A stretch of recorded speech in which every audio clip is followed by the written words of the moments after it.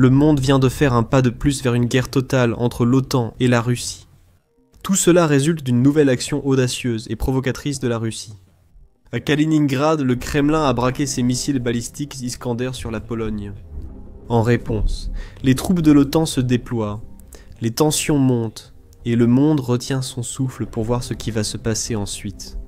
Le tournant dramatique a débuté le 10 septembre, quand la Russie a lancé un barrage de drones et missiles sur l'Ukraine. À première vue, il n'y a rien d'inhabituel à cela, puisque la Russie bombarde régulièrement l'Ukraine avec ses drones Shahed et ses frappes de missiles. Mais cette attaque était différente, car certains de ces drones, entre 19 et 23, selon des sources officielles, ne se sont pas arrêtés en Ukraine. Ils ont continué vers l'ouest, franchissant une autre frontière internationale et entrant en Pologne. C'était un incident sans précédent. Alors que des drones russes ont parfois traversé l'Ukraine par le passé, on n'avait encore jamais vu tout un essaim pénétrer dans l'espace aérien d'un autre pays jusqu'à présent. Heureusement, la Pologne a réagi rapidement. Ses forces armées anticipèrent un événement de ce genre depuis un certain temps déjà. Ils ont renforcé leurs frontières et faisaient décoller des avions de chasse chaque nuit en cas d'intrusion de drones ou missiles russes. Ils étaient prêts et ils n'ont pas hésité. Avec le soutien de l'armée de l'air néerlandaise et d'autres nations de l'OTAN, ils ont abattu plusieurs drones russes et aucune victime n'a été signalée. Un drone a frappé une maison dans un village proche de la frontière, endommageant gravement la maison et une voiture garée dehors. C'était la première fois que la Pologne, ou une nation de l'OTAN, devait intervenir activement contre des appareils russes dans son espace aérien, depuis le début de la guerre avec l'Ukraine, et les répercussions ont été énormes. Alors que la Russie a nié toute faute et affirmé qu'elle n'avait pas l'intention de cibler des installations sur le territoire polonais, de nombreux dirigeants mondiaux, en particulier en Europe et en Occident, ont condamné les actions du Kremlin. Beaucoup ont même suggéré que tout l'incident faisait partie d'un plan russe visant à provoquer l'OTAN et à tester la réaction de l'Alliance. Avec le président ukrainien Volodymyr Zelensky lançant un cri d'alerte au reste du monde, Moscou repousse toujours les limites du possible. Et si elle ne rencontre pas de réaction forte, elle reste à ce nouveau niveau d'escalade. Aujourd'hui, une nouvelle étape a eu lieu dans l'escalade. Les Shahed russo-iraniens ont opéré dans l'espace aérien de la Pologne, dans l'espace aérien de l'OTAN. Ce n'était pas un incident isolé avec un Shahed, mais au moins 8 drones d'attaque ont été dirigés vers la Pologne. Un précédent très dangereux pour l'Europe. La suite dépendra entièrement de la coordination et de la fermeté de la réponse. Les Russes doivent ressentir les conséquences. La Russie doit comprendre que la guerre ne peut pas s'étendre et qu'elle devra prendre fin. La situation n'a fait que s'intensifier depuis, car la Pologne a pris la décision importante d'invoquer l'article 4 du traité de l'Atlantique Nord. Comme l'a confirmé le Premier ministre du pays, Donald Tusk, qui a déclaré « L'abattage de drones qui menaçaient notre sécurité est un succès pour les forces armées polonaises et l'OTAN, ce qui change simultanément la situation politique. » Les consultations entre alliés ont ainsi conduit à une demande officielle d'activation de l'article 4 du traité de l'Atlantique Nord. L'article 4 permet à tout pays membre de soumettre une question préoccupante, en particulier concernant la sécurité d'un ou plusieurs membres, pour discussion au sein du Conseil de l'Atlantique Nord. C'est seulement la 8e fois que l'article 4 est invoqué depuis la signature du traité de l'Atlantique Nord en 1949, ce qui démontre à quel point la situation est grave. Mais cela ne semble pas avoir suffi à dissuader la Russie de poursuivre ses actions. Le samedi 13 septembre, le Kremlin a fait 2 pas de plus vers un conflit avec l'OTAN. La première, sans doute la plus inquiétante, fut le transfert d'au moins 2 systèmes de missiles Iskander-M à Kaliningrad près de la frontière polonaise. Les missiles 9K720. Iskander sont des missiles balistiques, à courte portée, capables de frapper des cibles jusqu'à 500 km, soit environ 310 miles.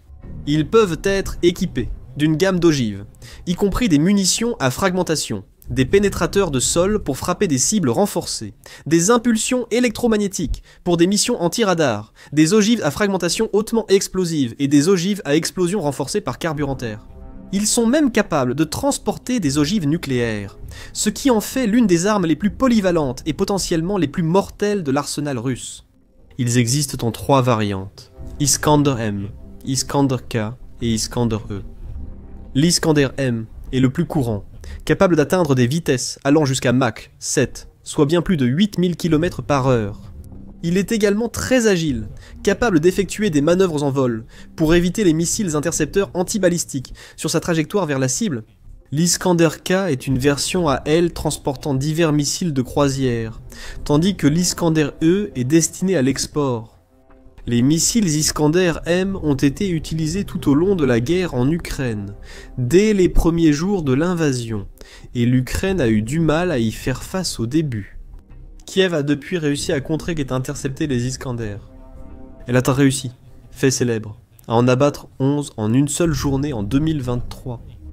Malgré des défenses aériennes avancées, l'Ukraine ne peut pas tout arrêter, et les missiles Iskander ont causé d'importants dégâts dans tout le pays. Ils ont par exemple détruit un lance-roquettes HIMARS, fourni par les États-Unis en mars 2024, ainsi que 2 lance-missiles allemands M901. Près de Pokrovsk, dans le Donetsk, peu après, des missiles Iskander ont aussi détruit des hélicoptères et des avions de chasse ukrainiens. En février, le ministère russe de la Défense a déclaré avoir utilisé des Iskander pour détruire 1400 cibles de grande valeur en Ukraine. Les sources officielles russes exagèrent fréquemment ou inventent des affirmations pour servir leur agenda. Ce chiffre n'est pas à prendre littéralement, mais de nombreux rapports mentionnent des frappes Iskander réussies sur des structures et actifs en Ukraine. En d'autres termes, il ne fait aucun doute que ce sont parmi les meilleurs missiles dont dispose la Russie, et elle en produit en quantité de plus en plus importante. Des rapports indiquent que le Kremlin a accru sa production de 66% cette année, et peut désormais en fabriquer 60 à 70 missiles balistiques, Iskander-M par mois, ainsi que 10 à 15 de ces missiles hypersoniques, Kinjal également. La proximité de ces missiles avec la Pologne est très inquiétante. Il faut remercier les analystes du renseignement en source ouverte pour avoir localisé précisément les lancements de missiles. Pour être plus précis, c'est le groupe d'analystes Cyberborojno, qui a également fait de nombreuses autres découvertes et rapports importants au cours de la guerre jusqu'à présent, qui a localisé lancement d'Iskander dans la région stratégique de Kaliningrad en Russie, située entre la Pologne et la Lituanie, avec une longue côte sur la mer Baltique. Le groupe d'analystes Aujovka a publié un message sur Telegram pour partager ses découvertes, écrivant que des Russes filmaient le système de missiles Iskander sur l'autoroute E28, reliant Berlin à Minsk, au nord du village de Kudryavtsevo, dans la région de Kaliningrad. Le groupe a même partagé les coordonnées exactes où les lancements ont eu lieu.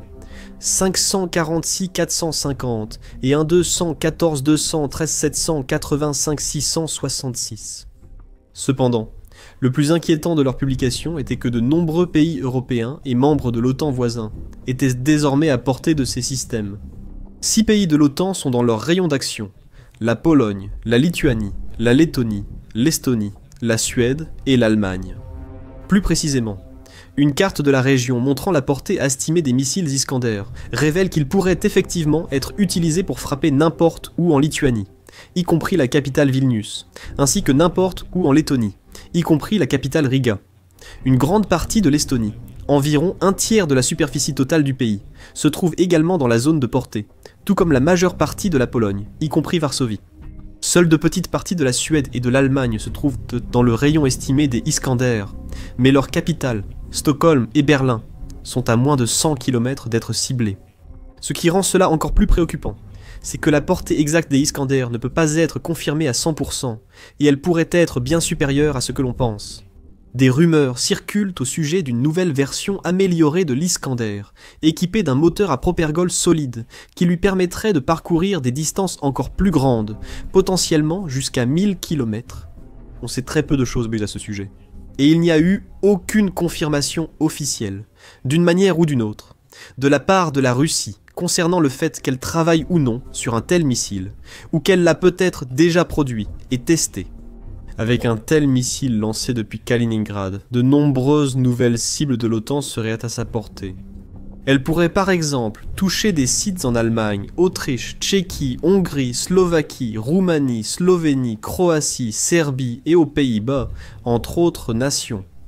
Les missiles repérés à Kaliningrad pour le moment semblent cependant être les Iskander MS standard, et une vidéo en source ouverte circulant en ligne a révélé l'emplacement. La raison pour laquelle le Kremlin agit avec autant d'audace, c'est parce qu'il mène actuellement ses exercices militaires, Zapad 2025, en collaboration avec l'un de ses plus proches alliés, la Biélorussie. Les exercices, impliquant aussi des représentants d'autres nations, se déroulent surtout près de la Biélorussie, mais des activités sont également prévues à Kaliningrad. Les responsables de l'Union européenne et de l'OTAN nourrissent depuis longtemps des inquiétudes selon lesquelles Zapad 2025 pourrait être plus qu'un simple exercice d'entraînement militaire, et que la Russie pourrait profiter de cette occasion pour exercer une pression sur le flanc Est, voire même tenter une certaine forme d'escalade du conflit. La Pologne a fermé ses frontières avec la Biélorussie pendant l'événement, tandis que la Lituanie et la Lettonie ont fermé leur espace aérien près de la Biélorussie. Mais avec certains grands systèmes de missiles russes situés à seulement 34 km de la frontière polonaise. L'Europe demeure prudente et en alerte, tandis que la Russie n'apaise pas les inquiétudes du continent. Un second incident survenu le 13 septembre a de nouveau semé la panique dans la région. Un autre drone russe a pénétré l'espace aérien d'une nation de l'OTAN. Cette fois, la Roumanie a vu un drone franchir ses frontières et a dû réagir défensivement. Le ministère de la Défense a indiqué qu'un drone russe, Geron, a pénétré l'espace aérien du pays pour environ 50 minutes. Après avoir survolé plusieurs villes puis rejoint l'Ukraine, la Roumanie a envoyé 2 F-16 qui ont suivi le drone jusqu'à sa disparition des radars. L'Allemagne a également assisté dans cette mission, en fournissant une paire d'Eurofighter Typhoon pour la cause. Alors que le drone ne semblait représenter aucune menace pour la population roumaine et être reparti sans causer de dégâts. Sa présence est une source d'inquiétude, surtout si peu de temps après l'incursion de drones en Pologne. On a de nouveau l'impression que le Kremlin cherche à provoquer l'OTAN, à tester, à tâter et à sonder pour voir quel type de réaction il obtiendra afin d'évaluer la force de l'Alliance et ses temps de réponse. Dans son communiqué, le ministère de la Défense ajoute qu'il condamne fermement les actions irresponsables de la Fédération de Russie et souligne qu'elles représentent un nouveau défi pour la sécurité et la stabilité régionale dans la zone de la mer Noire. Ajoutant que de tels incidents démontrent le manque de respect de la Fédération de Russie pour le droit international. La ministre des Affaires étrangères du pays, Oana Toyu, s'est exprimée sur X pour partager sa propre déclaration, s'engageant à soulever les actions de la Russie à l'Assemblée générale de l'Organisation des Nations Unies et appelant à un strict respect international des sanctions. Kaja Kallas, vice-président de la Commission européenne et haut représentant de l'Union européenne pour les affaires étrangères et la sécurité, a aussi publié un message sur X condamnant les actions de la Russie. Encore une fois, la violation de l'espace aérien roumain par des drones russes constitue une nouvelle atteinte inacceptable à la souveraineté d'un État membre de l'Union européenne. Cette escalade imprudente et continue menace la sécurité régionale. Nous sommes solidaires de la Roumanie. Je suis également en contact étroit avec le gouvernement roumain. Rien que la semaine dernière, plusieurs nations de l'OTAN ont vu des drones russes franchir leurs frontières. La Russie a montré des missiles stratégiquement placés pouvant frapper plusieurs capitales, mais ces grandes villes européennes à tout moment. Heureusement, l'OTAN n'observe pas passivement la détérioration de la situation. Elle prend des mesures en conséquence directe de l'invocation par la Pologne de l'article 4 du traité de l'Atlantique Nord, annonçant le lancement de l'opération Sentinelle de l'Est le 12 septembre. Cette opération doit impliquer des forces militaires de nombreux pays de l'OTAN, dont le Danemark, la France, l'Allemagne et le Royaume-Uni. C'est une réaction directe aux actions imprudentes et agressives de la Russie. Cela a été confirmé par le secrétaire général de l'OTAN, Mark Rutte, qui a déclaré « Bien qu'il s'agisse de la plus grande concentration de violations de l'espace aérien de l'OTAN que nous ayons constaté, ce qui s'est passé mercredi n'était pas un incident isolé. » L'imprudence de la Russie dans les airs le long de notre flanc est augmentée en fréquence. Nous avons vu des drones violer notre espace aérien en Roumanie, en Estonie, en Lettonie et en Lituanie. Qu'elles soient intentionnelles ou non, c'est dangereux et inacceptable. Les Alliés ont exprimé leur pleine solidarité avec la Pologne et ont dénoncé le comportement irresponsable de la Russie, pour garantir que nous soyons préparés et prêts à défendre chaque centimètre du territoire allié. Nous avons lancé Baltic Sentry au début de cette année pour aider à protéger les infrastructures critiques contre les comportements irresponsables en mer Baltique. Et aujourd'hui, le général Genkovitch et moi sommes ici pour annoncer que l'OTAN lance Eastern Sentry, afin de renforcer encore davantage notre posture le long de notre flanc est. C'est pourquoi nous avons 4 forces de l'Atlantique déployées dans 8 pays, avec la contribution de chaque allié, soutenant ses contingents, et des plans en place, pour augmenter notre présence, si et quand cela sera nécessaire. L'opération a déjà commencé, avec plusieurs nations alliées annonçant leur propre contribution. Le Danemark fournira par exemple une paire de chasseurs F-16, ainsi qu'une frégate de lutte anti-aérienne, tandis que la France enverra 3 avions Rafale dans la région, et l'Allemagne contribuera avec 4 Eurofighters. Un communiqué de l'OTAN sur le plan précise que de nouvelles technologies seront rapidement testées et déployées, en se concentrant sur la lutte anti-drone, notamment des capteurs et armes pour détecter, suivre et neutraliser les drones dès leur entrée dans la zone. Les Pays-Bas et la Tchéquie ont aussi promis d'envoyer des moyens de défense en Pologne. Et la Lituanie reçoit également le soutien de l'Allemagne pour anticiper et répondre à toute future attaque ou incursion russe dans son espace aérien. Le Royaume-Uni se dit pleinement engagé, mais n'a pas encore précisé le soutien qu'il apportera. L'ambassadrice américaine à l'Organisation des Nations Unies, Dorothy Shea, a aussi affirmé l'engagement américain, déclarant que les États-Unis soutiennent leurs alliés de l'OTAN face à ces graves violations de l'espace aérien. Soyez assurés, nous défendrons chaque centimètre du territoire de l'OTAN, mais ce n'est pas tout. L'OTAN s'apprête à déployer des troupes au sol en Pologne même, une décision approuvée par le président polonais, Karl Nawrocki. Le 14 septembre, le Bureau de la Sécurité Nationale polonais, Bureau de la Sécurité Nationale, a confirmé la nouvelle sur Twitter. Le président de la République de Pologne, Karl Nawrocki, a signé une résolution exprimant son consentement à la présence sur le territoire de la République de Pologne d'un contingent de troupes étrangères des États partis au traité de l'Atlantique Nord en tant que renfort pour la République de Pologne dans le cadre de l'opération Eastern Sentry. Le communiqué n'a pas révélé d'autres détails. Il n'est donc pas encore clair combien de soldats pourraient être déployés, ni de quels alliés ils pourraient provenir. Mais une chose est sûre, l'OTAN ne plaisante pas avec l'opération Eastern Sentry.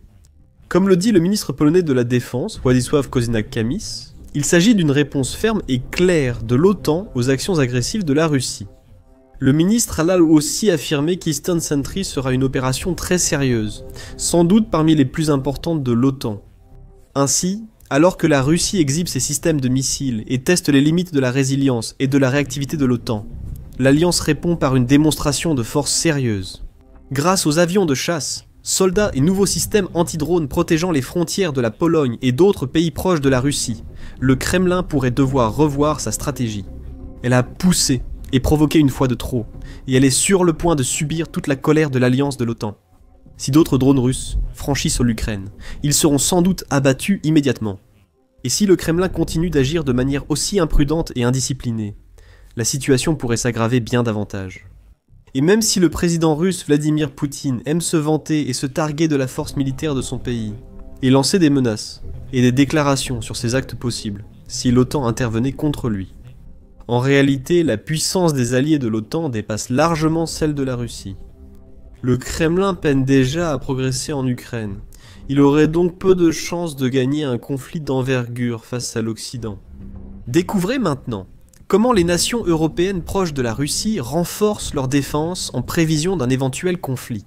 Dans notre dernière vidéo sur les nouvelles fortifications frontalières ambitieuses de la Lituanie, ou pour mesurer à quel point la guerre tourne mal pour la Russie, regardez notre vidéo montrant comment des soldats russes se blessent volontairement pour quitter le front et toucher d'importantes primes du gouvernement.